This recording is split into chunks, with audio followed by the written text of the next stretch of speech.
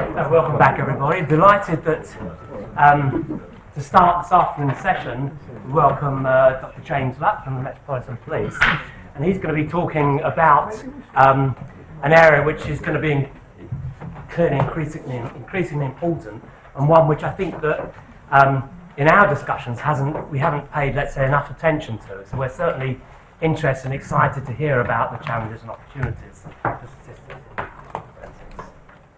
Right. Thank you very much. Yes, thank you, everybody. So my name's James Luck. I work in digital forensics in the Metropolitan Police Service, and my main interests are in R&D and in getting us through our ISO 17025 accreditation. I started off life in the Forensic Science Service doing mobile phone forensics, and now moved over to the Met. So I'll give you a brief overview of the kind of digital forensics that we do in the MPS, and it will have to be a whistle-stop tour, I'm afraid, because there's quite a broad breadth of stuff that we do. But also I want to link this to the requirement and the necessity that we're having to define uncertainty, whatever that may mean. So I can show you some areas where we do define uncertainty, areas that naturally lend themselves to that kind of analysis. Some areas where we could do it, but we don't currently, and some areas where we definitely don't define uncertainty, and I actually struggle to even understand what the question would mean. How do we define uncertainty in these areas? And then, after talking a lot about uncertainty, hopefully get some relief through a project that we've initiated called VALID. So, digital forensics in the Met then. So we work in, I think anybody who's familiar with digital forensics would be familiar with these areas. We work in computer forensics, phone forensics, audio and video forensics, and these kinds of disciplines, particularly in computers and phones, are generally tackled through downloading data from a device and then analysing that data and reporting it. Audio and video forensics can involve those kinds of things as well, but may also involve things like enhancements and maybe doing authentications of recordings. We're finding now it's not so sensible to talk about the individual medium. So computers and phones are becoming much more similar devices. I mean, what is an iPhone? Is it a computer or is it a phone? So we talk much more now about the kind of skills necessary. So the kind of skills necessary to examine a phone and a computer are quite similar, and then we've merged those laboratories, and the same kinds of things may be said about audio and video, and again we've merged those laboratories. We also do self-site, which is the analysis of mobile phone networks, and we also have an area called casework development. This is obviously particularly dear to my heart, being in the R&D side, but we are looking at strategic R&D problems, so some problems that are so vast that if we waited until we got a device in that area, we would never be able to do it in the court time frame. So looking at those kind of strategic problems, and also unusual cases, so things that don't fit in any other part of the laboratory we deal with there. Just to give you a quick brief view of the scale of digital forensics, I asked for an estimate of how many devices we were expecting this financial year. 49,036, and I actually left in the spurious precision there because this is a talk on uncertainty, but somewhere around 49,000 exhibits we're expecting. This is the kind of thing that we do. 40% of our cases child exploitation in computer forensics, and there has been a huge growth in the submissions of digital devices year on year for as long as I've been in digital forensics, to the extent now that we're doing about 32,000 mobile devices a year.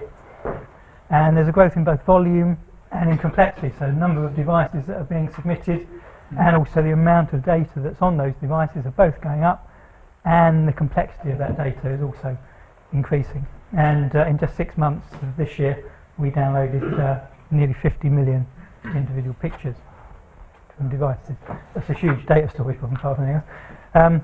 I think this statistic is particularly telling. In one car pound in London, I think we've got at least 3 car pounds. 752 vehicles were examined for DNA and fingerprints in just 1 month. But of those, we were only able to examine 5 of them electronically. Now, 40% of a modern car the value of a modern car is in the electronics. And there's a huge amount of electronics in cars, and I'm sure there's an enormous amount of forensic data in there.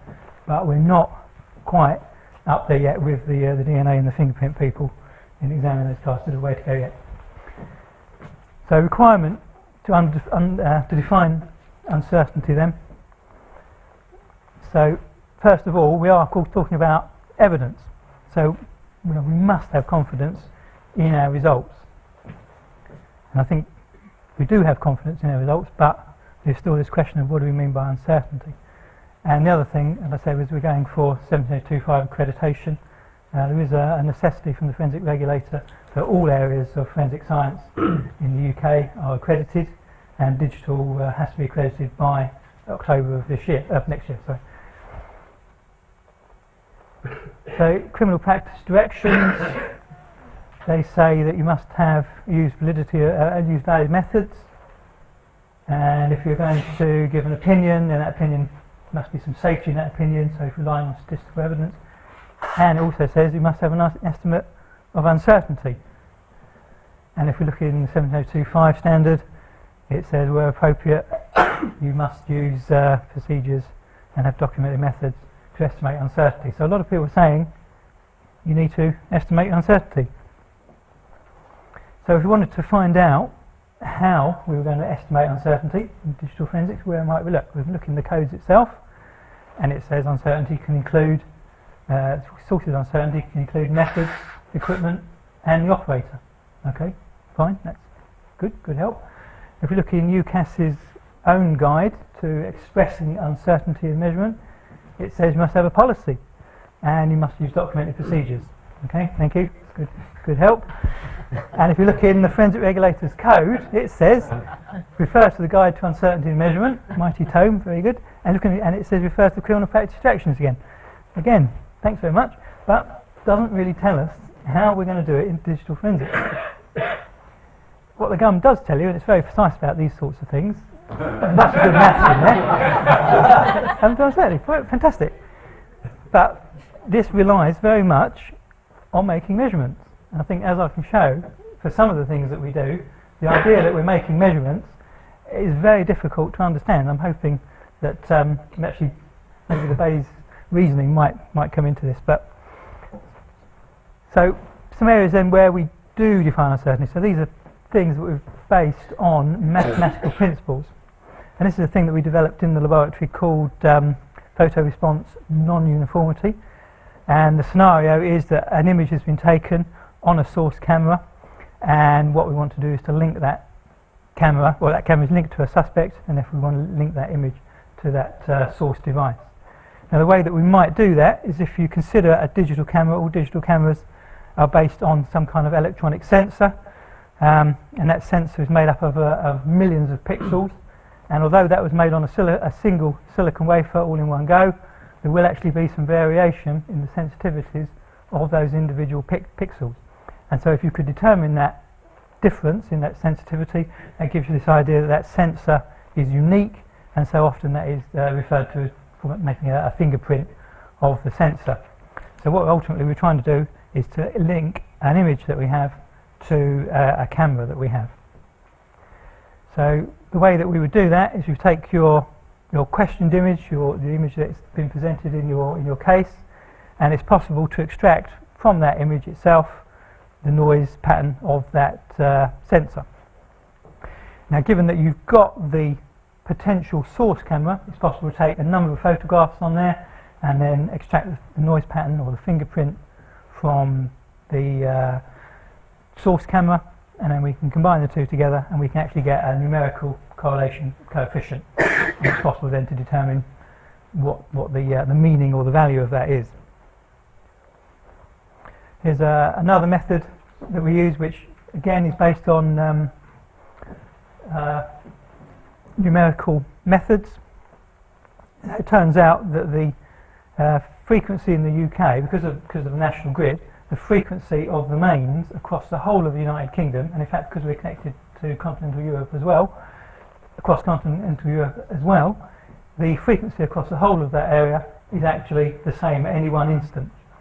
And the generating boards work to keep that frequency at 50 Hertz. But as the load on the network increases, it will tend to decrease the frequency, and then the electricity board will work to turn the frequency back up to 50 Hertz.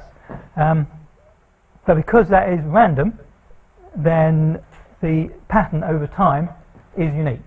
And we've been recording the mains frequency every 1.5 seconds for something like 10 years now, I think.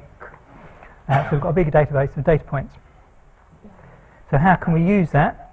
Well, if a person makes a recording on a recording device, and it could be a digital device or it could be an analog device, and they're in a room or they're in the vicinity of some mains, there is a good chance that that device will pick up and record the mains. It may be subaudible, but using extraction techniques, signal processing techniques, it's possible to pull out that frequency, particularly as you know that it's going to be 50 Hertz or thereabouts. You can pull that frequency out. What we can then do is to compare that actual frequency with our database and find the place in there where it was the best match, and therefore get a time and date stamp for that recording. And we do that through a least squares error fit, so we can scan the whole database, and we can get a statistical measure, a numerical measure of how accurate that sample fitted to the database, and how accurate therefore that time and date was, or how likely it was that time and date would occur somewhere else. We've used this in a number of cases, including some fairly high-profile cases. There was a case of a member of the royal family. Somebody submitted a tape to the news media and said that this person had made some comments which they really would rather they hadn't have made if they had been true. And we were asked whether we could authenticate this tape. And by examining the tape, we were able to show that actually that tape had been made out of a number of segments of recording, which had then been cut together in a different order to make it look like the person was saying something completely different. So, okay, that was where we do use numerical methods. Here's another area where we don't consider uncertainty, but I think we could do. So this is cell site analysis.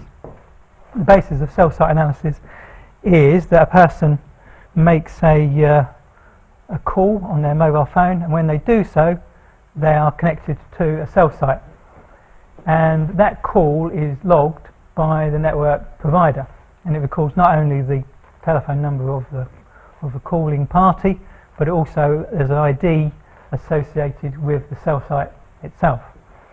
So in evidence, the thing that we're trying to determine is, was that mobile that's perhaps attributed to the suspect, was that in the vicinity of the cell site, which is also presumably in the vicinity of the scene of the crime. So does it put the suspect, or at least their handset, in the vicinity of the scene of the crime? And the way that we attempt to do that, there's a physical cell mast on a block of flats. And the way that we do that is by doing a drive survey. It so happens that most cell sites are 3-sectored, so there are actually 3 individual antennas on the mast. And here we can see somebody's done a drive survey. They've driven around in a car with some RF equipment on, and they've been in communication with the network. The equipment has talked to the network and seen if it can see the network as they drive around. So here's one of the sectors here pointing in this direction, and this survey here, these are all individual points where the network could be seen. Whereas you can see they probably drove down this road, could see the network here, but then when they get to here they can no longer see the network. And there's another sector there and another sector there.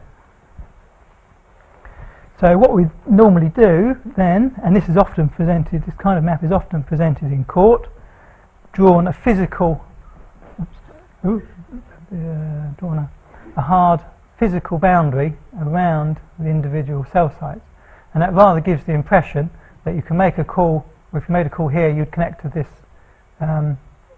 this antenna, whereas if you made a call here that you wouldn't. But in fact, the reality is that the boundaries are quite fuzzy. When we're talking about RF, for one thing, RF bounces off of buildings, propagates in different ways, and for a start, the person using the survey equipment didn't have the physical phone that was in the hands of the suspect. So there is a degree of uncertainty or fuzziness of essentially where this boundary is. And I imagine if you could draw the thing properly, you've got probably a continuous probability distribution over the whole area.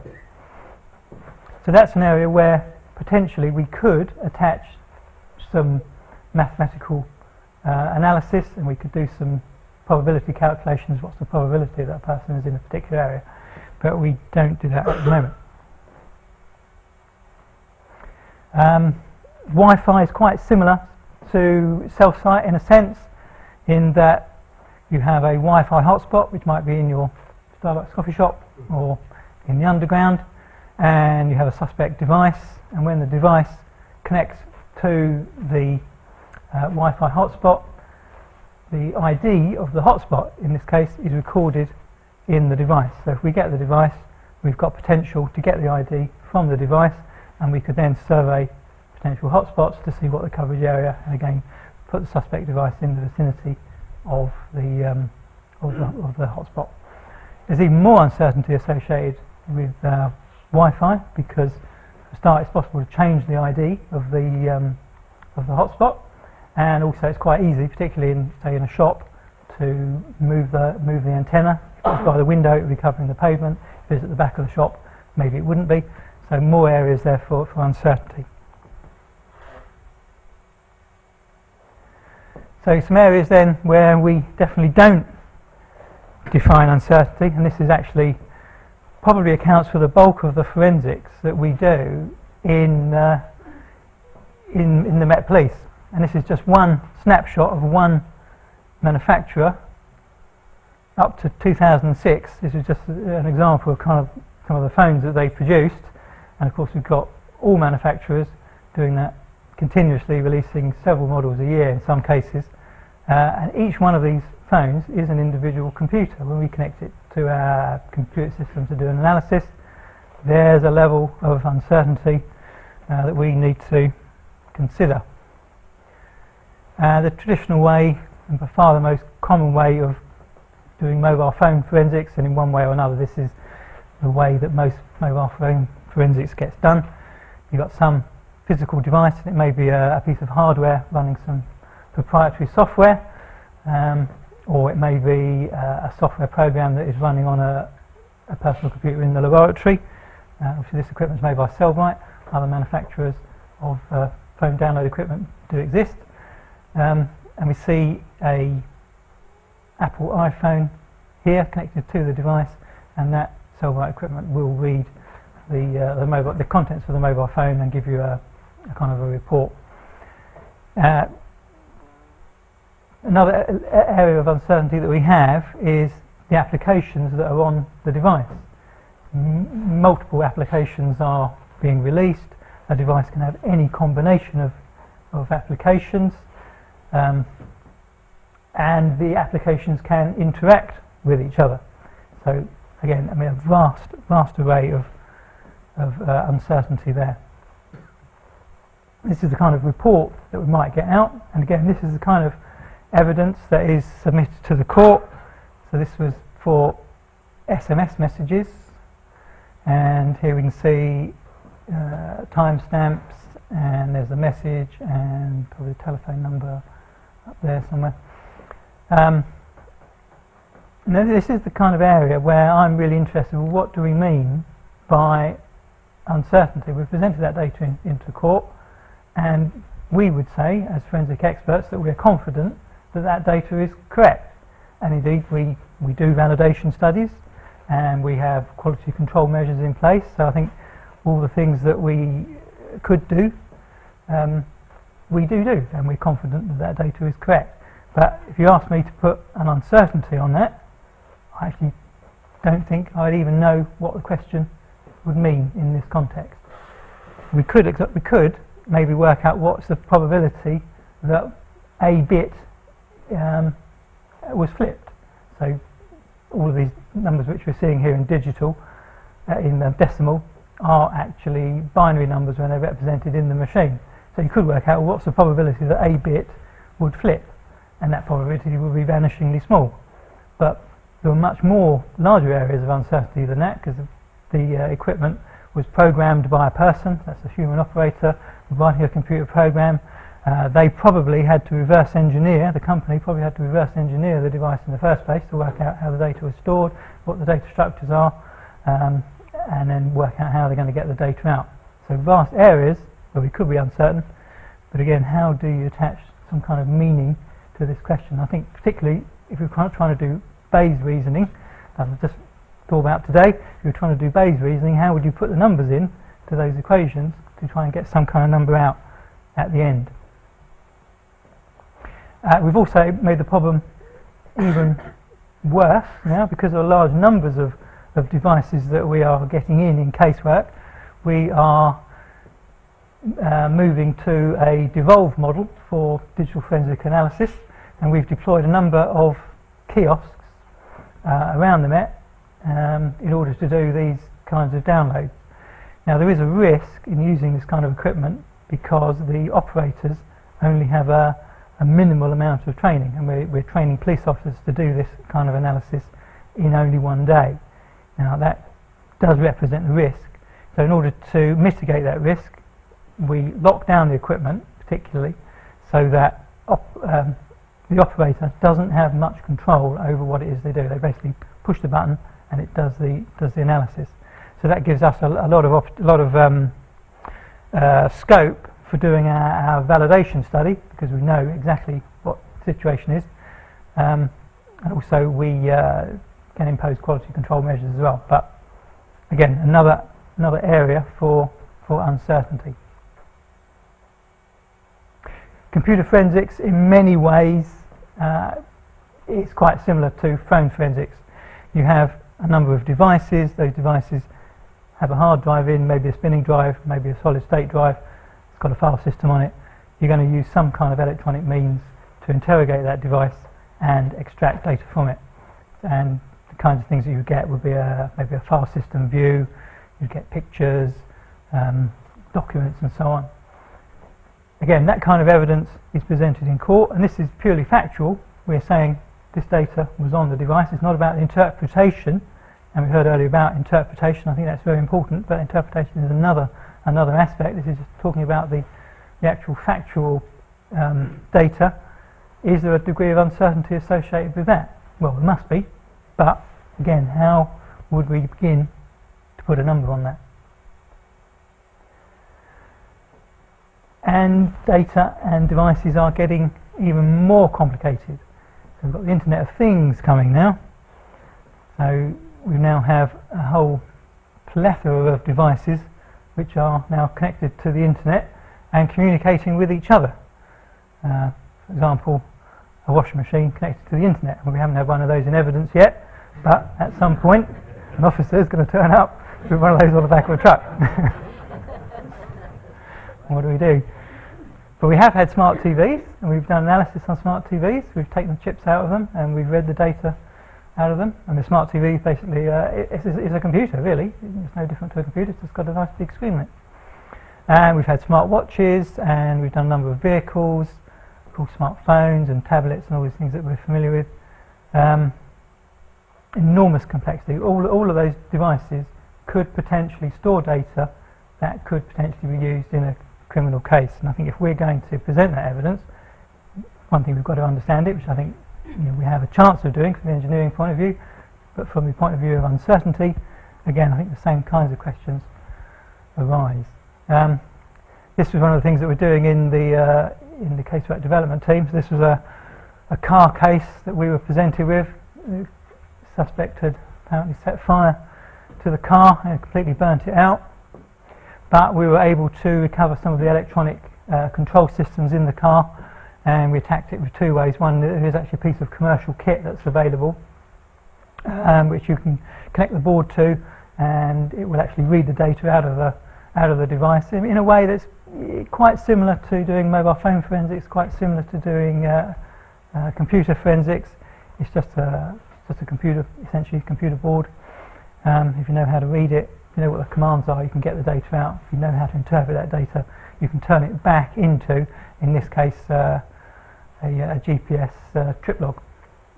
And it's also possible to take the chips off, take the memory chips off, and then read them directly. And then if you know how to reconstruct the data, then you can remount the file system and get the data out that way. But again, uncertainty associated with that. And our validation study actually, in one of these cases, showed that the interpretation from the tool was in fact incorrect. So I'm not sure if that's is it a level of uncertainty, but after we'd done the validation study, then we were aware of the right answer. But again, it's not putting a statistical analysis on it. It's saying, well, we knew it was wrong, and now it's right. This is an unusual piece of casework that we got in, and this is a pacemaker device. So this was a person who was stabbed, and we were asked, could we determine the time of death from analysis of the pacemaker? Interestingly, pacemakers are very sophisticated pieces of electronic equipment now, and they have a memory chip in them, and they record all of the significant events that are happening in the pacemaker. And occasionally the person will go to hospital and that data will be downloaded, and then the pacemaker will be reset to continue. So the first thing that we did was to take it to the manufacturer and get them to read it with the proper reading equipment, but it seemed that actually the data or the device had been reset, unfortunately during the post-mortem, so there was no significant event data there. But the way that data is stored on these kinds of chips, if you delete it, it's probably still there initially, and it's just waiting to be overwritten. So we thought we'll use our chip-off techniques, and we'll download the data directly from the memory chip, which we tried to do, and indeed we got some data, but again, unfortunately, in this case, there was no deleted data. But again, it's the same kind of idea, a large data set, an unknown device, and we never know what kind of device we're going to get in, what's going to be next, what we're going to get next year, in 5 years' time. And as engineers, I think we do a good job of understanding the engineering and understanding the data, but I think certainly from in the MEP perspective, we're not mathematicians, and we haven't been doing this kind of statistical analysis that we've been hearing about today.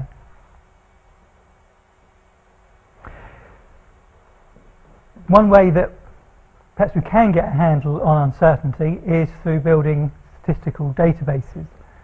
And a thing that we have initiated, and we're doing this through ENTSFI, and it's a direct grant funded project from the European Commission under the ISF police programme, and that is to build a database, first of all, of data sets so that people can do testing.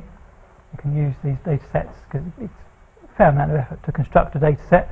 So we're going to have atomised data sets that people can use for testing, but also then people across Europe can do tool testing, and through the use of this database we can compile a database of the tool tests, which hopefully we can then use to get some estimate of what the uncertainty in using the tools is. Unfortunately, well, what we do need to do actually is to get the uncertainty of using the method of which the tool is only a part, but at least if we've got some data on the tools, that would actually give us a significant step forward. But I have to say at the moment, I'm actually not sure how we would use that database. I knew we needed a database, but I'm not sure how we would actually use that data in order to get those stats and get that into a model for estimating uncertainty. So I think the question for me then, at the end, is still, how do we evaluate uncertainty in these areas of digital forensics, particularly where we haven't done it up to now? And that's it. Thank you very much.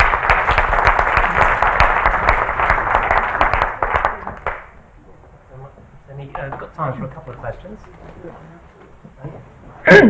That's extremely interesting, thank you.